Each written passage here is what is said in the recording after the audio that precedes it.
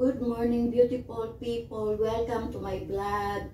Today, my vlog is about cooking. Gagawa ako ng cake at panoorin nyo kung paano ko ginawa.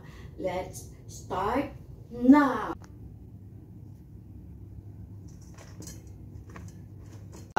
Gawa ako ng cake. Ang gagawin ko ay intensely sweet lemon. Ayan. Ito ang yeast. At ito ang icing, sugar, at ang flour, at 3 itlog. Ito ang tawag ng cake na gagawin ko ay intensely sweet lemon. Ayan muna ang butter. At ayan, isunod ko ang icing, sugar, 150 grams. At i-mix ko ngayon sa butter. At isunod ko naman ngayon ang 70 grams lemon juice. At i-mix ko na rin sa butter at icing sugar. At sunod ko na ang eggs. 3 eggs. I-mix lang, mix lang. At isusunod ko na yung flour. Yung flour is 150 grams.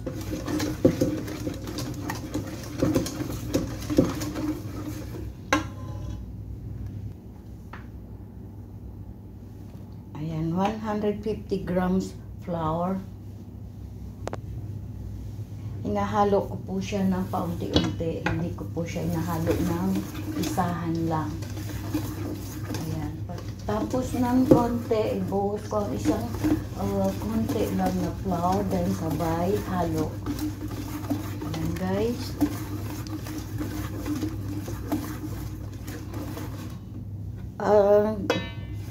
Kung nakikita nyo guys, mix by hands lang po ako.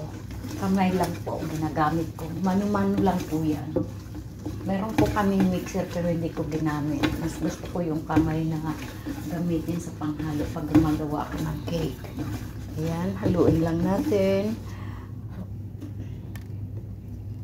Kita nyo, paunti-unti ko lang nilalagay yung arena.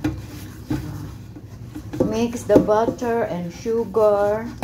Put the yeast or baking powder, and then the lemon juice, and then the flour, and then the eggs, and mix all together. Ayan na po ang kinalabasan. Ayan na. Yan, haluin ko at niready ko na rin yung lalagyan. Linagyan ko ng butter. Ayan. Lagyan ko ng butter.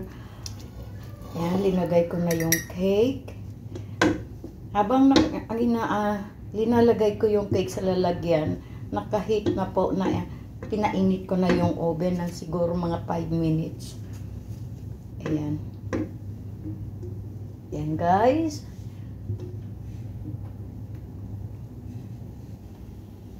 Ayan na, ilinagay ko na sa oven ng cook for 1 hour and then 160 degrees Celsius. Okay? And then now, habang ninaantay ko yung cake na maluto, niready ko na rin yung gagawin kong sugar syrup.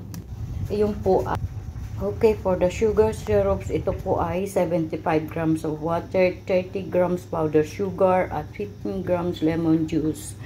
Boil po ng mga 3 minutes lang po. Ayan na, luto na po.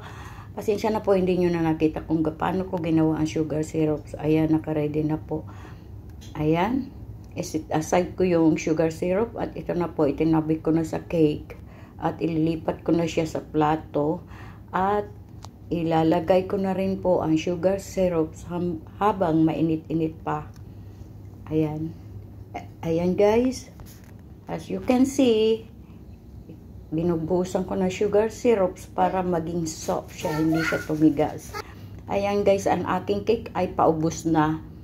Ayan, kita nyo. Bye! Thank you for watching!